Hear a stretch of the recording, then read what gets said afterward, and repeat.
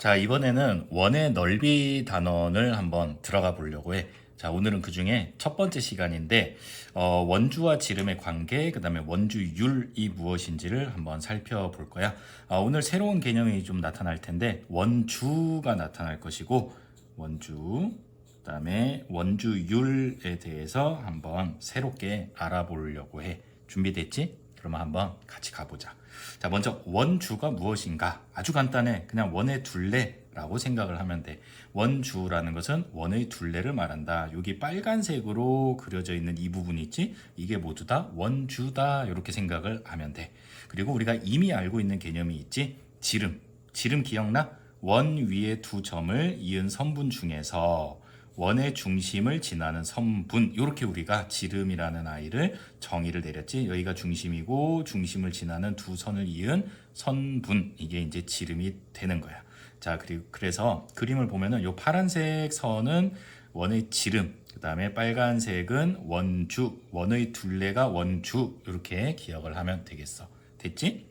자, 그러면은 지름하고 원주의 길이를 한번 비교해 볼 거야. 자, 우리가 지금 지름이 2cm인 원의 요 둘레, 즉 원주가 어느 정도 될까, 이거를 추측을 한번 해보는 거야. 어떻게 추측을 할 거냐면은, 지금 지름이 2cm인 원 안쪽에다가 뭘 그려놨냐면은 정육각형을 그려 놓은 거야. 자, 지금 보면은 여기서부터 여기까지가 지름이니까 2cm가 될 거고, 원의 중심에서 여기 한 점까지는 반지름이 되지. 그러니까 2cm의 절반이니까 여기가 1cm다라고 볼 수 있는 것인데, 지금 여기 나와 있어, 그지? 지금 여기 빨간색 선 하나가 1cm, 즉 정육각형의 한 선이 1cm고, 여기도 1cm, 여기도 1cm, 여기도 1cm, 1cm가 몇 개 있어? 6개가 있으니까 요 정육각형의 둘레는 6cm다, 이렇게 우리가 볼 수 있어. 그런데 한번 생각을 해봐.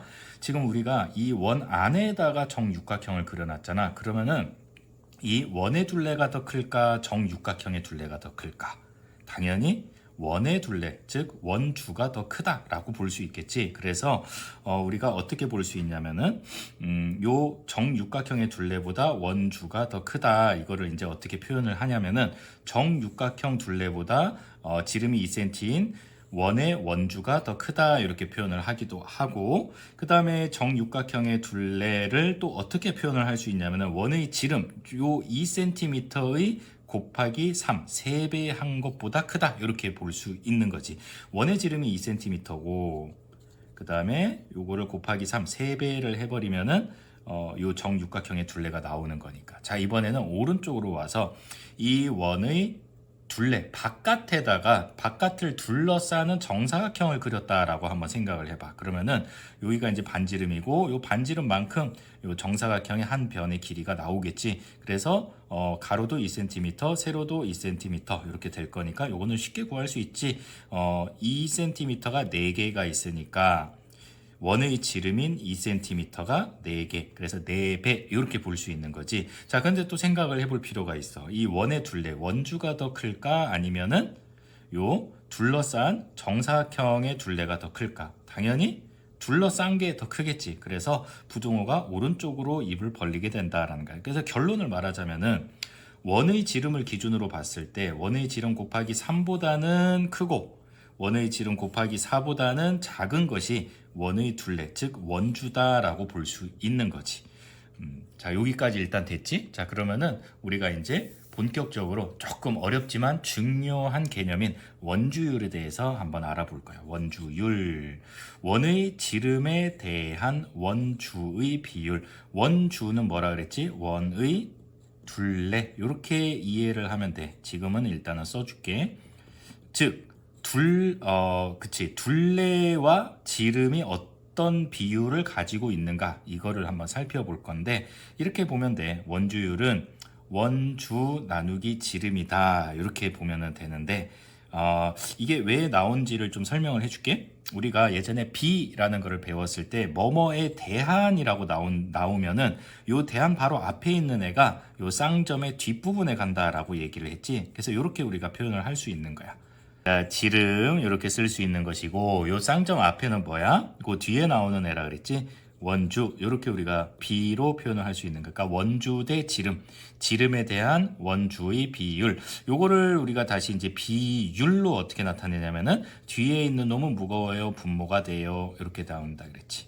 지름, 그 다음에 위에 있는 놈은 가벼워요, 원주, 분자 이렇게 우리가 분수로 비율을 표현을 할 수도 있다라고 이야기를 했어. 자, 마지막 한 단계만 더 가볼까?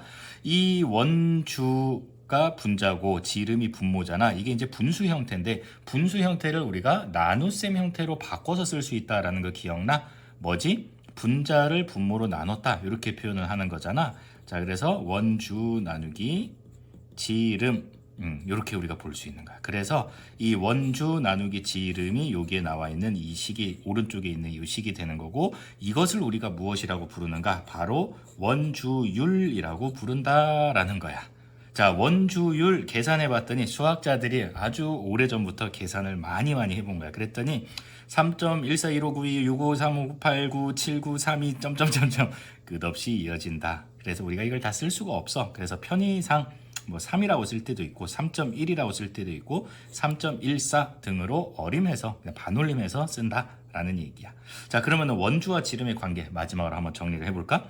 지름이 4cm예요. 자, 이럴 때는 어떻게 될까? 원주, 그러니까 둘레는 12.56 이렇게 이제 나오는데 요거는 뭘 기준으로 한 거냐면은 바로바로 원주율을 3.14로 했을 때를 기준으로 본다라는 거야. 그래서 어떻게 되냐면은 원주인 12.56을 지름인 4로 나누면 3.14가 나온다라는 거야. 자, 이번에는 원주 15.7을 지름 5로 나눴더니 똑같이 3.14가 나왔어. 자, 마지막 18.84라는 원주를 지름 6cm로 나눴더니 역시 3.14로 나오더라. 그래서 결론 나오는 거야. 이제 원의 크기와 관계없이 원주에서 지름을 나누면 요거를 뭐라고 표현한다고? 원주율이라고 표현을 하지. 항상 일정하다. 그래서 그 일정한 비율이 대충 3 또는 3.1 또는 3.14다. 이렇게 우리가 표현을 할 수 있는 거야.